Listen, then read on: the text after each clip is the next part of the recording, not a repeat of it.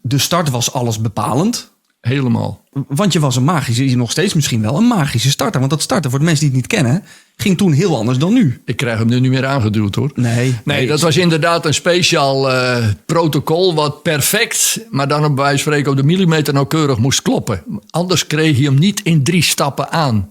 En als ik hem in 3 stappen aan had, dan was ik de eerste die het deed. En niemand kon dat in 3 stappen. En ik kreeg dat voor elkaar. Je hebt kracht nodig, je hebt lange benen nodig, want je moet voldoende snelheid hebben in die 3 stappen om hem door die compressie heen te krijgen.